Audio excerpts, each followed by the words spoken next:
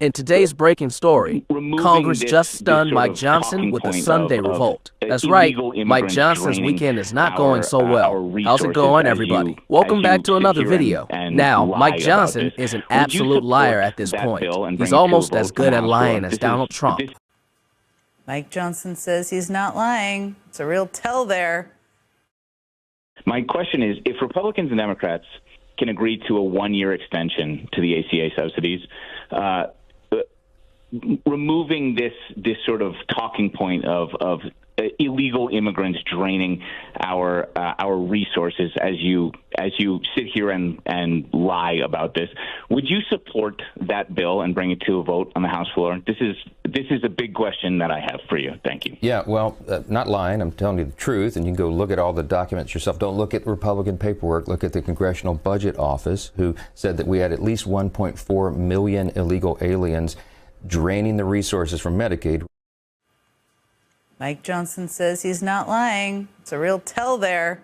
Says immigrants are draining resources from Medicaid, and you can go, quote, look at the documents yourself. Thank you for that advice. Let's do just that. Here is a study published in the Journal of the American Medical Association just last night. It found that in 2022, care for undocumented immigrants made up only 0.4% of total Medicaid spending, less than 0.5%. That's it. There are the documents. We can send them to your office. And that still, in 2022, Mike Johnson care is for pushing this undocumented immigrants idea made up that it's only good to keep the government shut down, 0.4% that somehow of this will total negatively Medicaid impact spending, the Democrats. less than But this is just not the 0.5%. case. Because there's no negotiations happening right now because Republicans are boycotting those negotiations. They are boycotting negotiations to reopen the government because they are desperate to raise premiums on people in this country by 75% in order to finance their tax cut for the wealthy. Their only priority is protecting the billionaire class and the corporate class. The other reason the House of Representatives isn't in town right now trying to reopen the government, because they are about to have enough votes to pass a resolution mandating the release of the Epstein files. So J.D. Vance and Donald Trump's number one priority is protecting billionaires, protecting corporations, and raising premiums, raising healthcare costs by 75% on American citizens. So yes, I think that Democrats should say, if you want our votes for a budget, it can't be a corrupt budget. It can't be a budget that is going to devastate the lives of middle-class families in this country in order to protect and reward billionaires. That's a pretty reasonable request. And now Congress just stunned Mike Johnson with a Sunday revolt. We're in the midst That's right. of the government Take a look shutdown. at today's In fact, top story. What do you say to Speaker Johnson, who says there's no reason for the House to come back to session?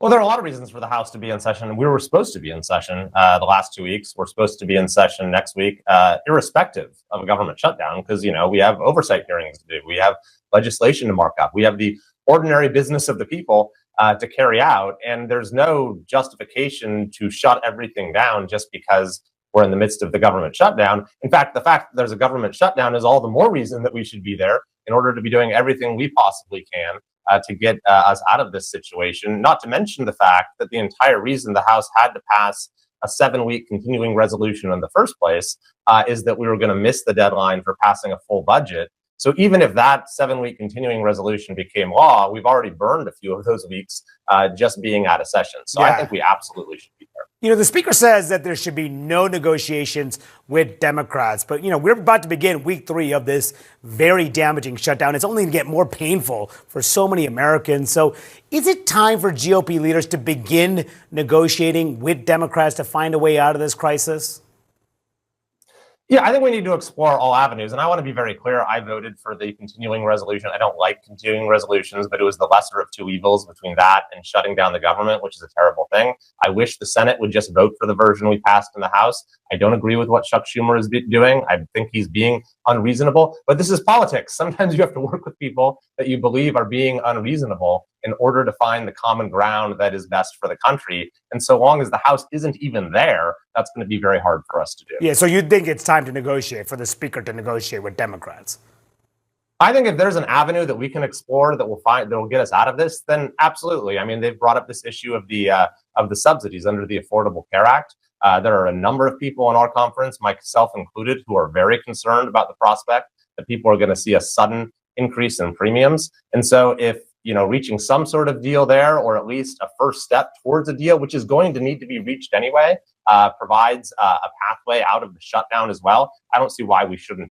Thanks so much for watching. Please click that like button and subscribe so that you can stay informed and help us stop Donald Trump.